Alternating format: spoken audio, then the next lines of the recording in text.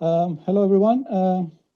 It's a pleasure to be here. Thank you all to be here today. This is my first time presenting in virtual space. So seems from up here, it seems that like an out-of-body experience, and I think it's very funny feeling. I didn't want to turn today's presentation to a full academic one. It's going to be a bit boring, so I'm trying to kind of find another angle to it, but I still show you what I've been learning in the last couple of years about VR. I'm a third year PhD student at Carleton University in Canada. And VR in STEM education as the broad category is my research topic, focusing on safety procedure in a chemistry lab as an example. I'm hoping to pursue accessibility and inclusiveness to explore by my research, making VR educational content and training available for remote northern communities of Canada in VR. My supervisor, Dr. Arya, is negotiating some partnership in this regard.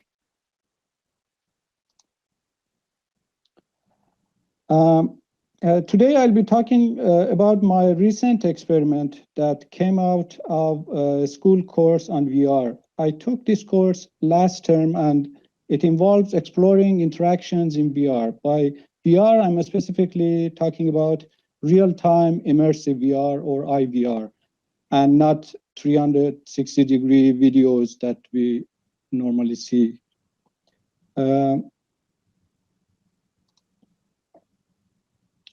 Okay, just I'm curious, how many here are involved in teaching VR? Any person, any audience member? What about developers or designers? Oh, I can see one hand. I'm a developer, I don't know how to raise my hand. Right, I just saw that, thank you.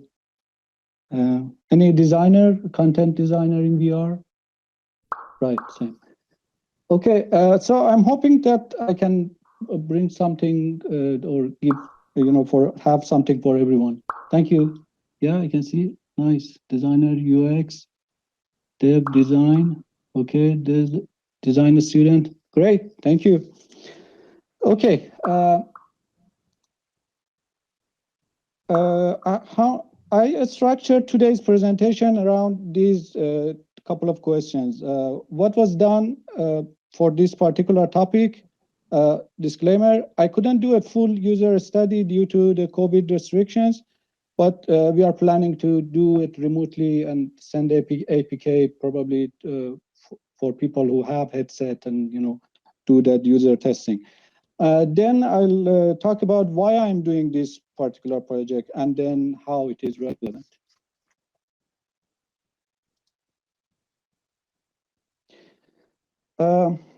As a part of the course's recommended reading, I came across this paper called The Eyes Don't Have It, an empirical comparison of head-based and eye-based selection in virtual reality by Yuan John and Dr. Robert J. Theater, who happened to be my professor for this VR course.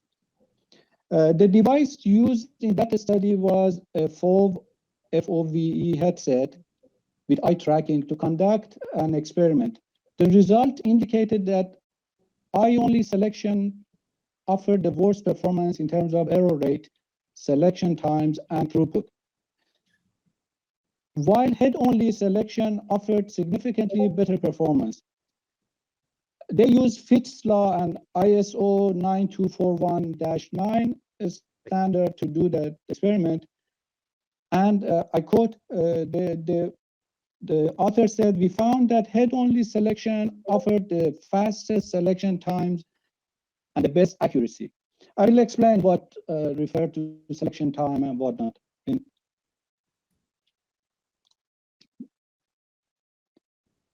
Okay, based on that paper, it kind of triggered my interest. So my fellow PhD student, Malik El-Kuzi, and myself, I think Malik is here somewhere, maybe, I'm not sure, he was supposed. Anyway, we took an interest to explore the next step of the aforementioned study and see if there is a practical application for the head-based selection. What we did, we added a docking task to it as well. So in general, the task include 3 sections: selecting, dragging, and dropping. Over the course of developing this study, it became more of a comparison between 3 types of interaction in immersive VR. The first one that you see on the slide is head-based, means the raycast shoots from the headset, and the controller is only for triggering, means locking and unlocking the object. Second one is controller-based. One controller is just for trigger, the other one is just for shooting the raycast and dragging and dropping the object. And then the third one is hand-based. That is still a work in progress because it later changed, and we wanted to still have the controller on one hand and just use the other hand for using the raycast to drag and drop the object. Just I have to here mention the limitation of using raycast in this way is that it likes a very long stick that you kind of a long pole that you stick an object at the end of it. So as you can imagine, it can't. It's not as flexible. It wouldn't bend. You can rotate it, but it wouldn't bend. So that's the limitation of using raycast.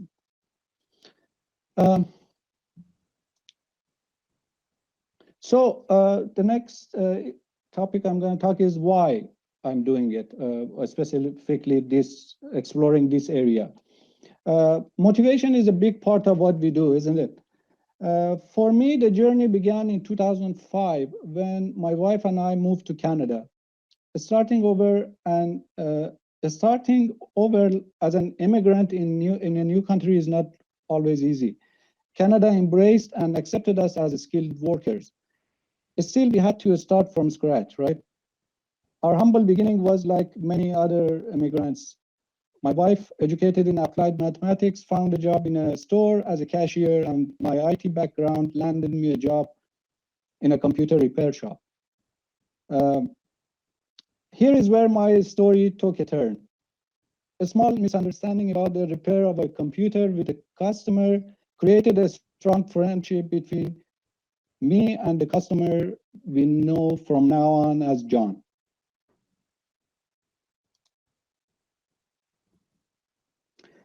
I always say we had many firsts, John and I and my wife, pun intended. The first time I rode an ATV in a crazy hillside of around north of Toronto, or riding a large inner tube down a snow-covered hill in -20-degree temperature, or traveling to beautiful PEI, Prince Edward Island, to his cottage, to the deep sea fishing, where my wife and I thought we were gonna die due to the motion sickness, and John was laughing at us. Not to mention the first time eating fudge during our trip to Niagara Falls. I was high on sugar for hours like a 5-year-old kid. Even got us our first cat, beautiful Sheila, is still with us after 14, 15 years. He also taught my wife kayaking or canoeing. I really don't know the difference and don't care, as I'm not an outdoorsy person. This is a picture of my wife that took from him during one of their air quote adventure on the Grand River. I even had my first ER visit in Canada with John, and trust me, there is a funny story behind it. Ask me about it at the end if you are interested to hear. By the way, I should give a shout out to our healthcare professionals and frontline workers dealing with the pandemic situation now.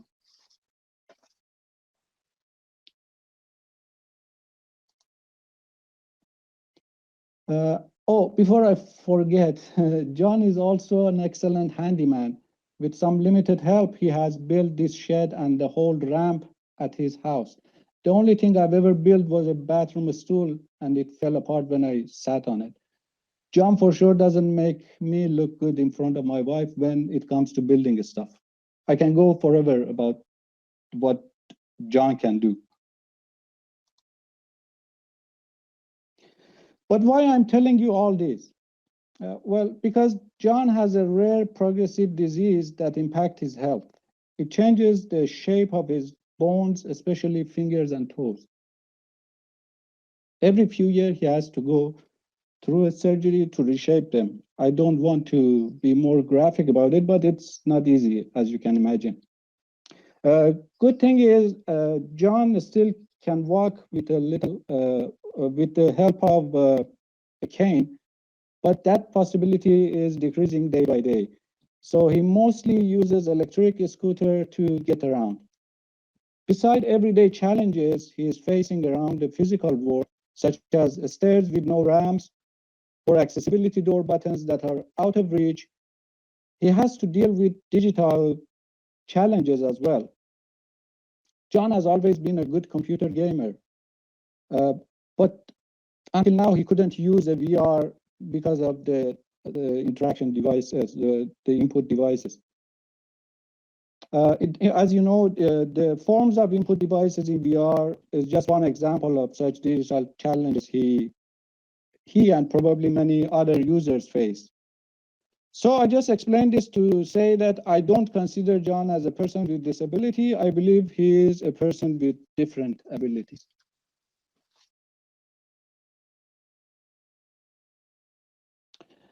Do you remember this big red button I showed you a few slides back? It's actually a mouse click that he uses along with a joystick to use his computer. I didn't do a background research about it to know who first came up with this design, but I can bet it must have been a long time after the regular mouse we use every day was designed and produced. Like always, the norm seems to be, let's design for normal and able-bodied people, and people with special needs will adapt.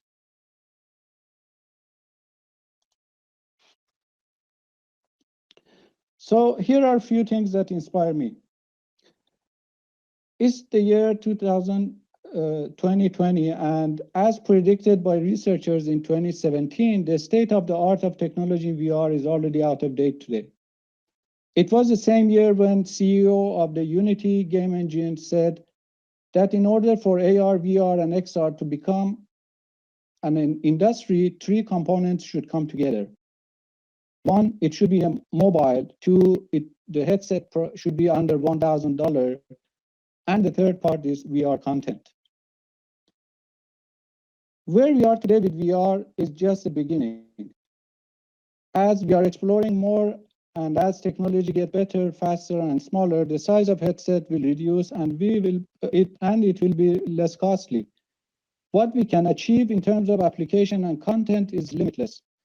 The VR technology we see today is the result of decades of research, development, and advancement. Hopefully, we can include a wider range of users in the next phase.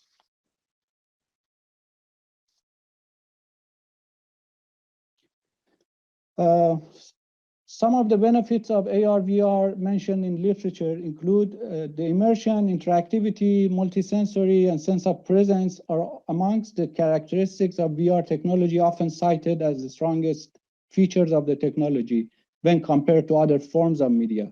AR, VR are showing promises and positive impacts on learning process, providing possibility for active learning and increasing user engagement, and improving spatial skills. The evidence also suggests that immersion in immersive VR increases learning effectiveness, engagement, and learning attitude.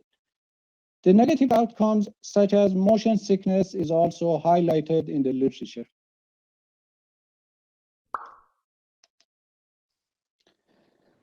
Many factors need to be considered in both design of hardware and software applications in VR. While some of the devices currently designed for VR may not be adequately effective for certain group of users, who am I to say that it's a bad design? No designers intentionally design a bad product or app or service. The external and internal forces can impact the design, And hey, there's always a deadline to be met.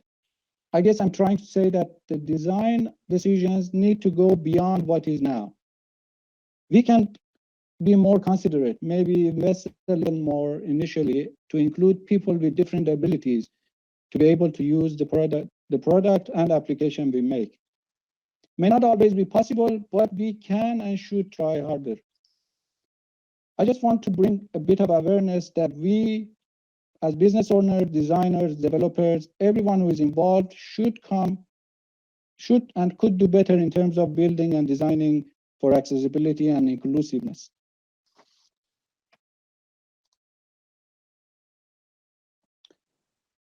And here are some of the timeless design principles applicable to any design from my favorite author.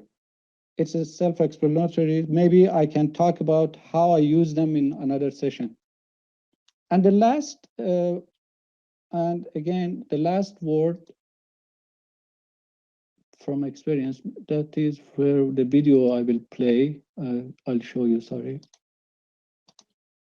Yeah, the last word from experience. If you are developing for mobile immersive VR, be mindful that the first VR experience is extremely important, especially if they are first-time users, as a good or bad impression can form their opinion about IVR. If bad, they may never try it again. So here are a few technical tips. Know the specification and limitation of the platform you are designing for or developing for. Be aware that cyber sickness is real. Use analytics in game engine to achieve the best and optimum frame rate and maintain it. Oculus Quest, for example, it's 72 frames per second, means each frame has to be rendered in 13.13 milliseconds. I got away with 17 to 24, but be very careful.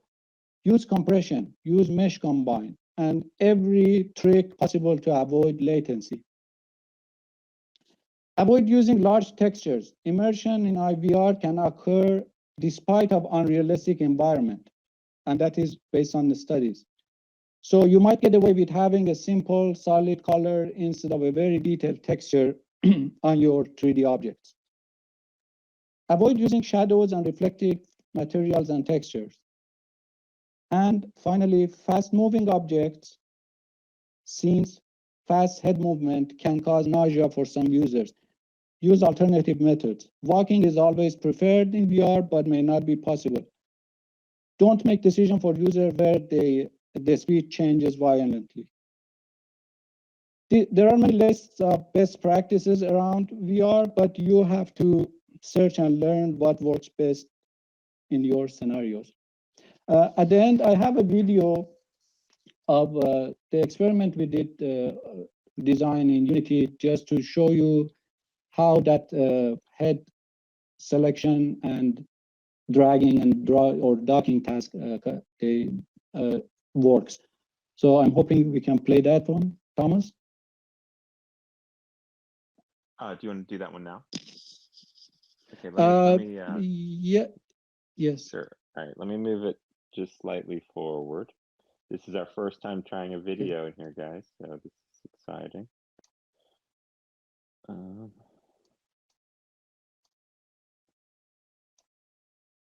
on.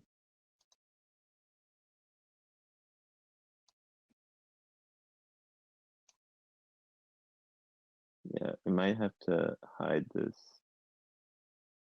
Oh, how do we? Yeah, we'll move it back okay. and then bring it back. Yeah. There you go. Okay, great. So once the user is in this VR space, what they see is this 3 buttons and this menu explaining what they have to do. I just play the video and explain over it. So what happens now, they are actually interacting. That is the head tracking now happening, the gaze, where they look, that but once they are in the scene, They read a short description of what they are supposed to do. And then this, with this crosshair, they can point to that object and then trigger on the left controller, move their head and drop it. So that's an academic test, right? It doesn't really, it's not an application that of sort, but then we record the time from the time they picked an object and the time that they dropped it. And then pressing a B button takes them back to this menu. And this time, this is what all done by a controller, and both trigger and raycasting are on one device, but we have to separate them. Again, we record the time they take for them to select and drop the object.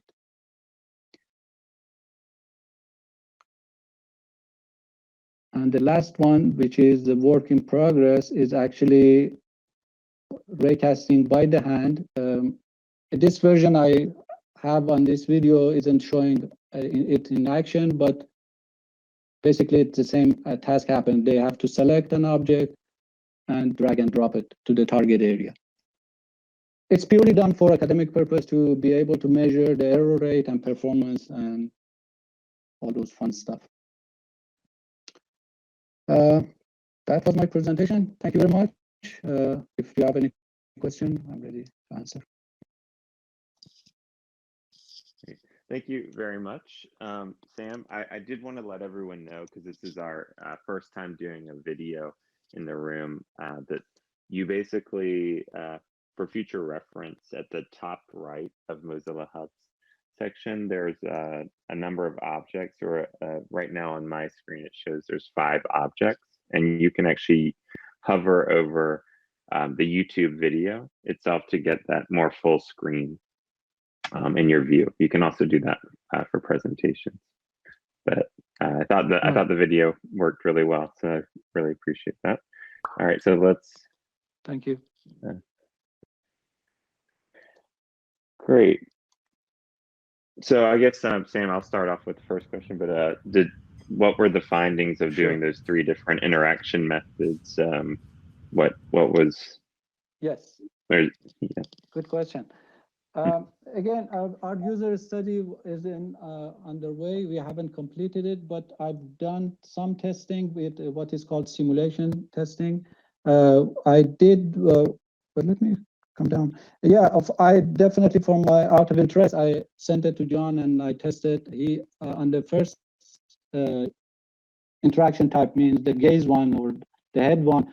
For the first attempt, he did it in about 12 seconds, and in the second attempt, he did it in 4 seconds.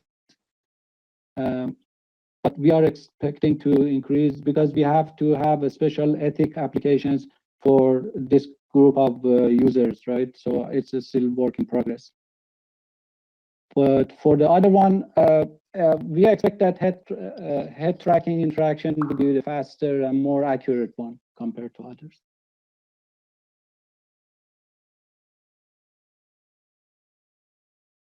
Did I answer your question?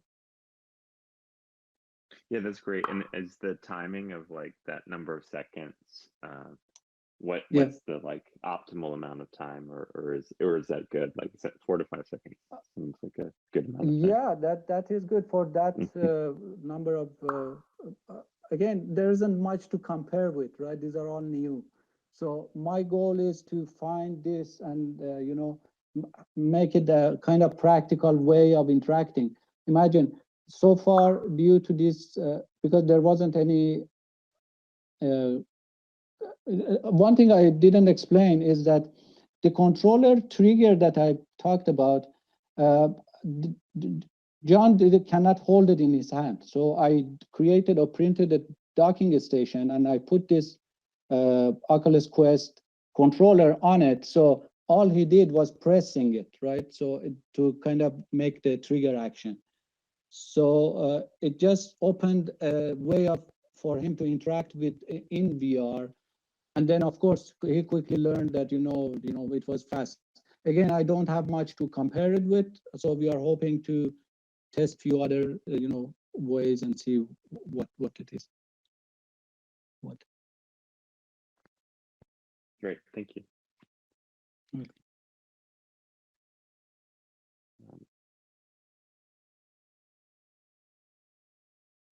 If anyone has a question, please just you can go off of mute or type it into the chat. So in your testing, is all your testing done with the mobile device only of Quest? Yes. Yes. Or is it, excuse my ignorance if I don't know, but is there a reason for that? We wanted to make it mobile friendly. You know, I think the future of VR headset is mobile. So there's no, for this one, I just wanted to kind of make it more available on the cheaper, small device. As you know, Oculus Go is, you know, the cheapest one. So I wanted to test on a platform that doesn't need an expensive computer and Oculus Rift and cables and all those. Okay. Just for the accessibility purpose. Yeah. Yeah, and cost. Yes, of course. Hi, I wanted to ask whether you've tried to use some kind of head-based gesture as a trigger action, for instance, nodding. For instance, something. Sorry, I didn't catch Nodding. it completely. A nodding, Yes. a nodding action to kind of confirm something. We talked about it, but defining that kind of gestures is a bit of challenge. We use Unity, but you know, we use the Oculus integration package SDK. So it has to be custom-made gestures. We haven't explored it yet. Okay, thank you. Okay.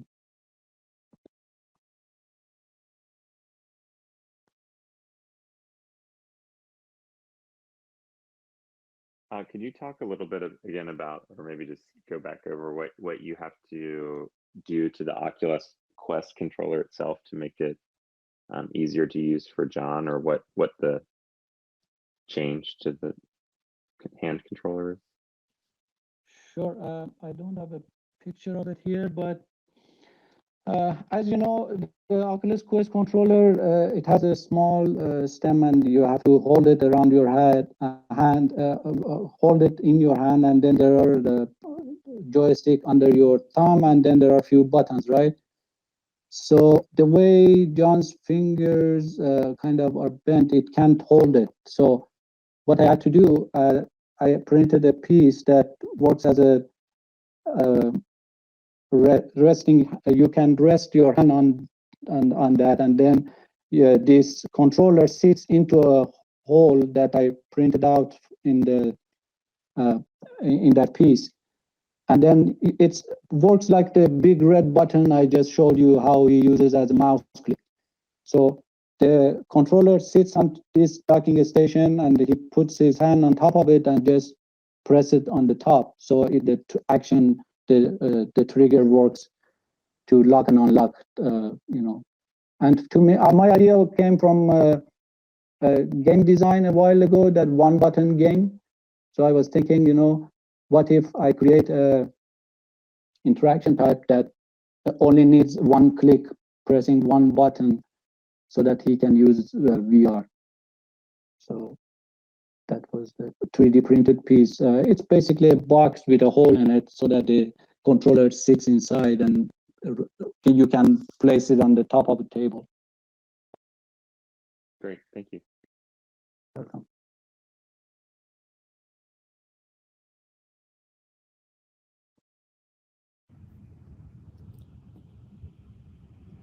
This was a really good presentation. Thank you for sharing it. I was wondering kind of what are your next steps in your research that you're looking at doing?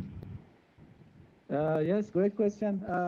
My professor expects me to complete this with a full user study, and you know, and then we are also working with getting ethics application going on to kind of to me, you know, I don't like these brands, but in the ethics community, they call it a vulnerability group or something. So there has to be special ethics application and whatnot, which takes 3-4 months to complete.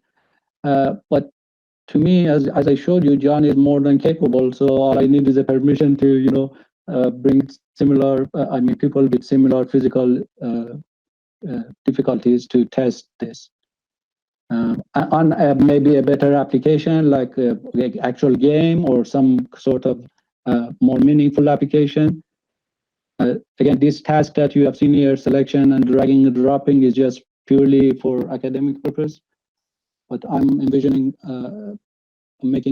designing a game of sorts to, test or make application. It would be first VR game for John if I make it.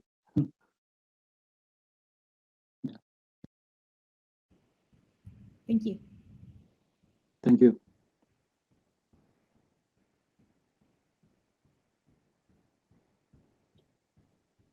For the hand tracking use case, and I guess I imagine, like often with the hand tracking cases, applications might record or try to standardize a certain gesture recognition to say, okay, when we see the hands or fingers doing this particular movement, it translates to this action. So did you have ideas around, for example, for John's hand interactions for doing certain types of gestures, or is there an idea of like what's a good gesture, what's a bad?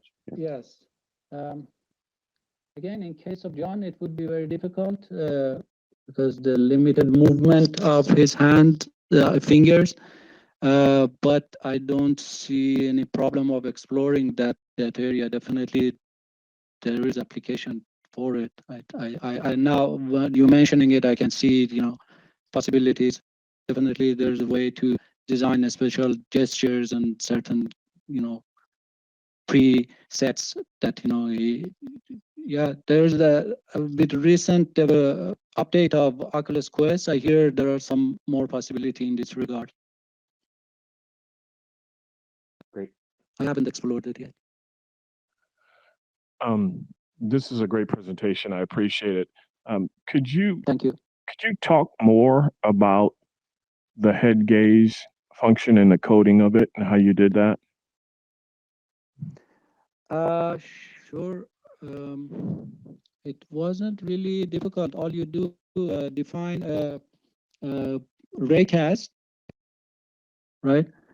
And then I can share you more technical details. But once you do that one, there is a you can define a start or a source area, and then the second object would be your dropping target area, and Okay. you write few lines of codes and connect them together. I can definitely share you. Our idea is to put them on GitHub and share with public once we publish it. Yeah, I would love to see that. But yeah, definitely. But hit me with message or email if you are interested. I can definitely share with you. Thank you. No And problem. you're going to post your email someplace, or did I miss it? Yes, I think Thomas on my. Let me share with everyone here. I think, hold on. Yeah, you can put it in the chat if that's all right with you, Yeah. or your Twitter. Yeah. Yeah.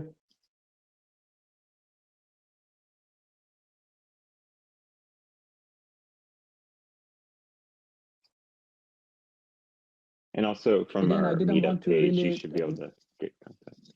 Sorry. Again, I mentioned that I didn't want to really get into technical details, which it would be boring, but I can answer your questions on direct email.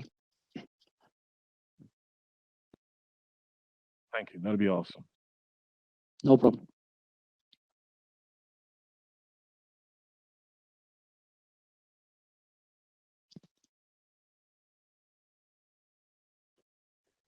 All right, so I think let's all give a hand to Sam. Thank you so much, Sam, for your presentation today and Thank for Thank you. enlightening us. Thank you for the opportunity.